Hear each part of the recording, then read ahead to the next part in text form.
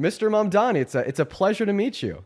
How's it going, sir? It is going fantastic. It is so nice to meet you. Let me go ahead and get you broadcasted live on TikTok and YouTube. I just have to hit two buttons, and everybody should be able to see you. It looks like we're doing good. Uh, Zohran Mamdani, it is such a pleasure to meet you, man. I've been a fan of your campaign for quite a while now, alongside so many individuals that watch my streams on a day-by-day basis.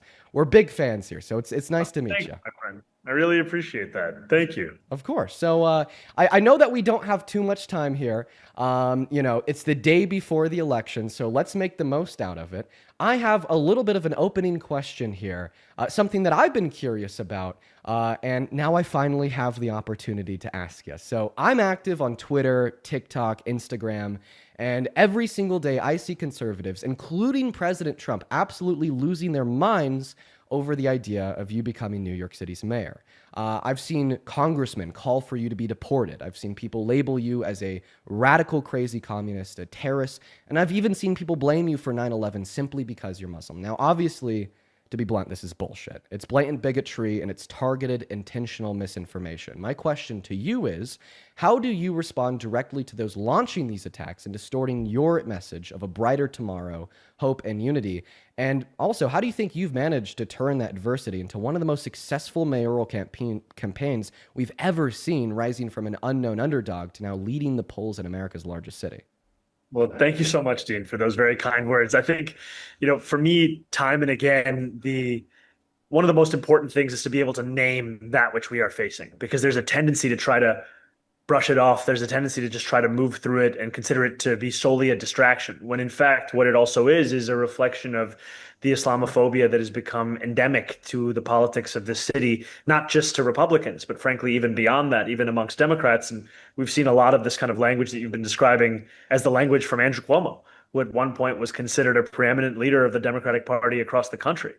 And I think it speaks to the fact that there are many, especially in moments of desperation, as we see in these final days of the race, who show themselves willing to consider certain sets of New Yorkers to be disposable as part of their vision of who belongs in this city. And we're running a campaign with a vision of a city that belongs to all of us. I think the way that we bring it back to that is there should never be a debate as to who deserves dignity in the city. The debate should be about how government can best deliver that dignity for all who belong to the city. Absolutely. And it's funny because we were actually talking about maybe the first thing that you touched on there right before you joined the live stream, how, we've seen a lot of pushback against you, not just from the right, but also the left. And we've seen a divide maybe between the institutional liberals and the more progressive left for some time now.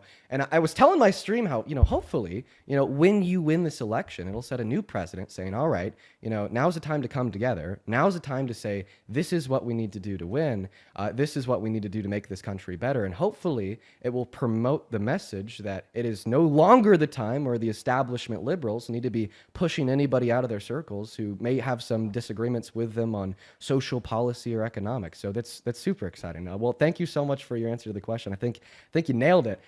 Dude, that's I, awesome. I, I really appreciate that, man. And I think, I am really excited to be the mayor for the entirety of the city, and not just the people who've been excited by this campaign, but frankly, those who voted for another candidate or didn't vote at all. And that's because this is a position to represent the 8.5 million people who call this city home, Right. and set an example for what it can look like to deliver for those people. Because I think for a long time, politics has just been a choice between the little that you are given today, some oftentimes too little to even feed so many across the city, and the prospect of having even less than that. And it is time to actually have an affirmative vision of more for people across the city, a vision where they can actually see themselves staying here and then doing more than just struggling here.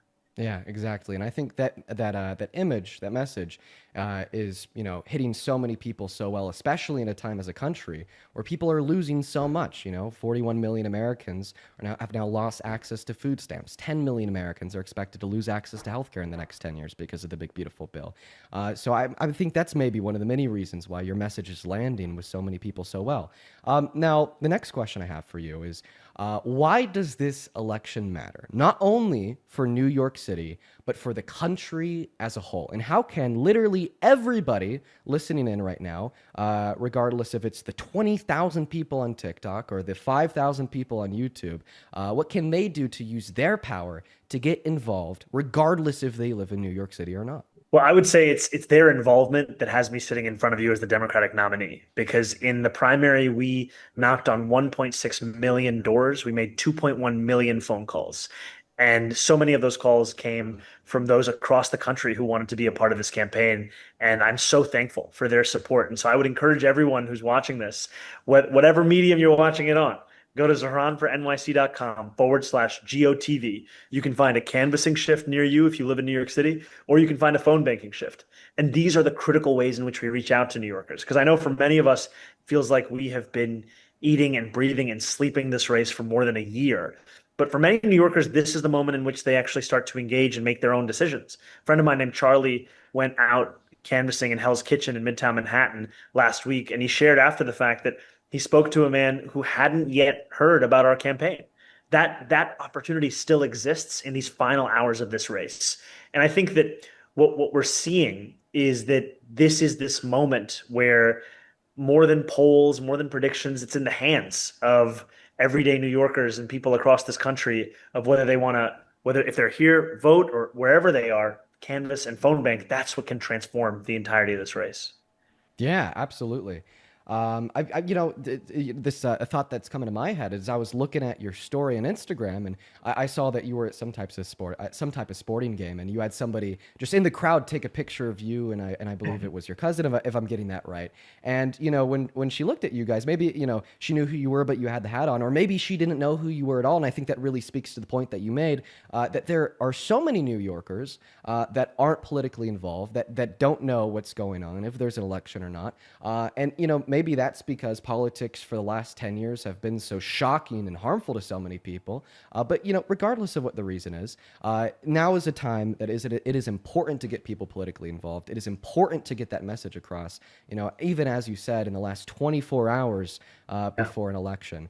And then just, to the second part of that question, what do you think the importance of this election is outside of New York City on the national scale? And for people outside of New York City, why should they get involved? Why should they be pushing for people in New York City to get out there and vote by spreading the good word on social media?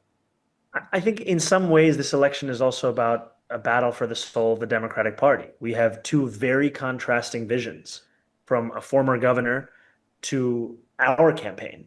Ours is a vision that looks to return the party to that which made so many proud to be a part of it, return the party to a focus on working people and thinking about the New Deal as a model for so much of what we could be doing in this country, as opposed to Governor Cuomo's record in Albany as a model for what it should look like to lead as Democrats. And the struggle here is that there is a status quo, one that is beneficial to few at the expense of many, and is a status quo that will oppose this kind of a vision of the party that says no longer should imagination be something we can only find in the Democratic Party if we open a history book. It's time to actually find that ambition in the day-to-day focus of the work that we do. And we're seeing that New Yorkers do not want to create a mirror image of Washington, D.C. here in New York City. What they want is to create an alternative to it. And that's what our campaign presents. In order to actually deliver that, though, we have to finally turn the page on Andrew Cuomo and the politics he espouses, which for far too long has been accepted and expected as the Democratic norm. Absolutely. And, I think, it is that difference between, the imagination that we can find in the history books and what we've seen from the Democratic Party, maybe in modern American history, that is maybe the reason why I like you so much, and maybe the reason why so many Thank you, people my watching friend. the stream like you so much. If I was in New York City, I'd be voting for you. I understand that I think our time is up. You're a busy man. It's the day before the election. Thank you so much for giving me and my viewers here some of your time by joining up this morning. And we're all rooting for you, and I know that Thank you, brother. you're gonna win it tomorrow, 110%. Thank you, my friend. This is a real pleasure. And thank you for what you do. And thank you to everyone for tuning in. Truly. Well, thank you so much, man. You have a good rest of your day. Good luck. See you, brother. Bye bye. Yeah, bye bye.